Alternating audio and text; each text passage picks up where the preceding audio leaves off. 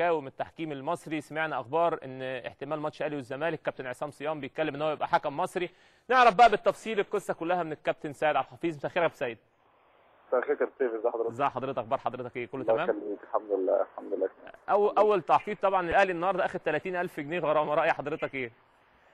يعني خلاص خبر انت معتاد عليه، لكن خلينا نقول لو في لائحه وفي قانون بيطبق على الجميع خلاص يعني مفيش مشكله. لكن اعتقد ان بعد تجربه السنه دي ممكن يبقى في تغيير كامل بقى للعقوبات السنه الجايه ولا حاجه.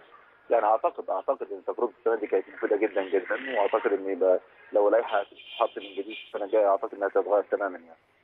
والله انا برضو مقتنع مع كلام حضرتك ان احنا حاسين السنه دي ان اللائحه قاعده بتتحط حسب الظروف اللي بتعدي بيها البلد، واعتقد ان السنه الجايه فعلا تبقى افضل لو قعدوا الحقيقه وحطوا كلام يقدروا يمشوا عليه. كابتن سيد، سمعنا ان النادي الاهلي بيطلب من امن بورسعيد حمايه الفرقه وتامين الفرقه، وان في قلق داخل الجهاز الفني من ماتش المصري، هل الكلام ده مظبوط؟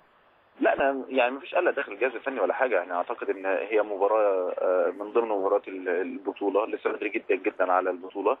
لكن يمكن المشهد الاخير بس السنه اللي فاتت وعدم حضور جماهير النادي الاهلي بعد وصولها بورسعيد ورجوعها تاني مره ثانيه، ده كان اعتقد انه كان شيء جديد حتى على بورسعيد او جديد على ملاعب الكره عموما يعني.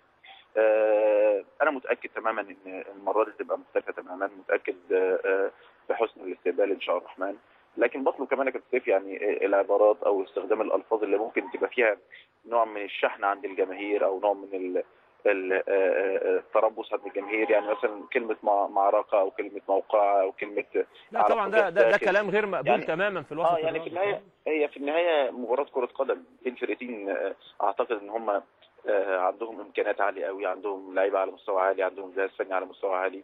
مش عايز الجميع ينسى ان هي مباراه كوره في اطار البطوله اللي لسه طويله عريضه. يكسب اللي يكسب ويخسر هنقول له هارد لك، ما فيش اي مشكله اطلاقا. دي الرولز بتاع كره القدم في العالم، مش شرط تكسب على طول ومش اساس ان انت تخسر على طول، ده عادي جدا جدا. الموفق هنقول له الف الف مبروك. مباراه نتمنى انها بس النغمه اللي تسود في الفتره الحاليه، عايزين مباراه حلوه، عايزين مباراه جميله، عايزين مباراه ممتعه، عايزين مباراه مثيره داخل الملعب، مش عايزين مباراه مثيره خارج الملعب، مش عايزين مباراه مثيره في المدرجات، لا خالص. احنا عايزين مباراه تستمتع بها الجماهير، يستمتع بها المشاهدين، يستمتع بها المحللين، هو ده اللي احنا نتمناه يعني. في النهايه احنا مؤمنين جدا جدا اصلا يعني بثقافه الخساره حتى قبل المكسب يعني بالبطوله كلها، لكن مش شرط مباراه بعينها يعني. اعتقد يا كابتن سيد ان كلام حضرتك ده كلام محترم وفي مبادره. يعني شفت تصريح لحضرتك النهارده ان حضرتك بتقول مانويل جوزيه يعني نسي الحقيقه كل خلاف في لقاء الاهلي والزمالك مع الكابتن حسام حسن. الكابتن حسام ابراهيم طلعوا مبادره وقعدوا مع الجمهور وقالوا ان احنا يعني بالنادي بحسن استقبال النادي الاهلي وعايزينها مباراه في الروح الرياضيه. اعتقد بعد تصريحات حضرتك وتصريحات التوأم ان شاء الله باذن الله يعني دي يعني خطوات كويسه ان المباراه تظهر بشكل لائق ان شاء الرحمن. انا بس اللي بطلبه انها ما تتنسيش يعني لحد المباراه ما تخلص، يعني المباراه مش قبل المباراه فقط، يعني لازم نكون حريصين برضو ان هي قبل المباراه واثناء المباراه في ظل اجواء يعني نتمنى كلنا على المستوى البلد عموما انها تمر بسلام وتمر بشكل كويس. متاكد زي ما قلت لك ان هيبقى في حضور جماهيري مكثف بالتاكيد من جماهير بورسعيد، شجعوا فرقتهم ويأذوا فرقتهم. هو من الجماهير اللي بتبقى حريصه جدا انها تكون متابعه لكل المباريات، مش المباريات بس اللي هي مع فرق كبيره زي فرقه النادي الاهلي. فبالتالي في جماهير كتيره جدا من النادي الاهلي برضه هتبقى موجوده. الجماهير ما لهاش علاقه ببعض، يعني انت شجع فرقتك وأذي فرقتك وساند فرقتك، ده حقك المشروع، لكن بدون تعدي على حد او بدون تجاوز في حق حد يعني. كمان بطلب من اللعيبه مالكش علاقه خالص، بطلب من لعيبه الاهلي وده بالتاكيد بنتكلم معاهم على طول مش في مباراه المصري بس، مالكش علاقه نهائي بالمدرجات، مالكش علاقه باي حاجه خالص خارج المستطيل الاخضر. كذلك الاجهزه الفنيه، يعني انت ليك فرقتك وليك اداره فرقتك، يعني الحاجات اللي هي ممكن تبقى انت شايفها صغيره ممكن تبقى ليها مردود ممكن يبقى كبير يعني.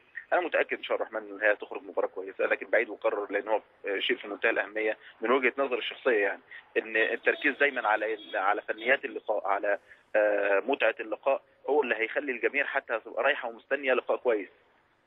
واحنا يا كابتن سيد بنضم صوتنا الحقيقه لصوتك، وبنشكر حضرتك كابتن سيد عبد الحفيظ مدير الكره بالنادي الاهلي. وان شاء الله باذن الله يعني بعد مبادره الكابتن سيد عبد الحفيظ وكلامه اللي هو الجميل للجمهور، او ان هو بيخاطب جمهور الاهلي قبل جمهور النادي المصري، كلام التوأم كلام الكابتن ابراهيم حسن وحسام حسن على حسن استقبال جمهور النادي المصري لجمهور النادي الاهلي وفرقه النادي الاهلي. يا جماعه ده مش ماتش كوره ما بين الاهلي والمصري، ده العالم كله بيتفرج علينا. المصري فرقه كبيره جدا، التوأم جهاز فني كبير جدا، مانويل جوزيه جهاز فني كبير، الكابتن سيد عبد الحفيظ، اسامي كبيره الناس بتتفرج عليها.